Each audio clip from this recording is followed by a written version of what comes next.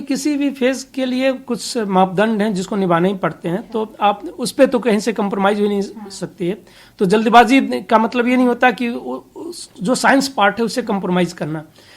वो जो है 2 डोजेज लगते हैं, फर्स्ट डोज लगा उसके करीब 4 वीक बाद सेकेंड डोज लगेगा, फिर जो है ब्लड सैंपल लिए जाएंगे, उसकी इम्यूनोजेनिसिटी देखनी होती है, मतलब कितना एंटीबॉडीज बन रहा है, एंटीबॉडीज बन रहा है कि नहीं, प्लस सेफ्टी प्रोफाइल का भी कंसर्न होता है कि साइड इफेक्ट्स तो कुछ नहीं हो रहे हैं। ये सब देखने के बाद अभी जो है कम से कम जब से रिक्रूटमेंट शुरू हुआ है 1-1.5 महीने बाद ही जो है पैरेलल में फिर जो है फेज 3 शुरू कर सकते हैं। डिपेंड करता है कि इसके रिजल्ट कैसे आते हैं, क्योंकि जब तक रिजल्ट नहीं आते हैं तब तक उसके बारे में कुछ नहीं कहा जा सकता कि रिजल्ट अच्छे ही आएंगे, बुरे आएंगे, कैसे आएंगे। बट रिजल्ट आने के बाद जो है फेज 3 तो मिनिमम जो है 1 से 1.5 महीने।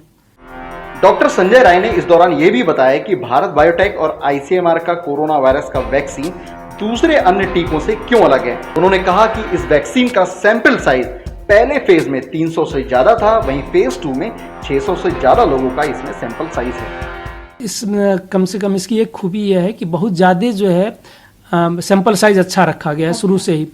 कई वैक्सीन है दुनिया में, उन्होंने 30-40 लोगों पे ही फेज 1 ट्रायल किया, इसमें जो है 300 से भी ज्यादा लोगों का फेज 1 ट्रायल में रखा गया था।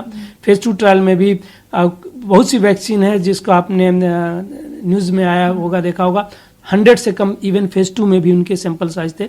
इसमें 600 से ज्यादा सैंपल साइज रखे गए हैं।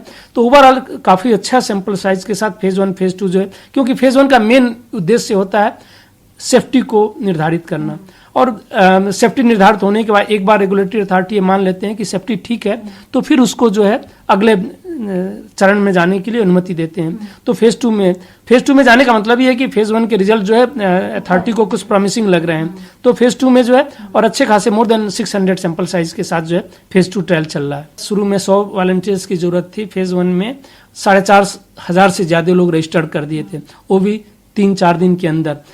विदिन 24 आवर ही 850 से ज्यादा लोग रजिस्टर कर दिए थे जिस दिन हमने अनाउंस किया था। अभी भी जो है जिन लोगों ने उस समय रजिस्टर्ड किया था, इवन फेज 2 ट्रायल के लिए भी हमने उनको बुलाया। Press the bell icon on the YouTube app and never miss another update.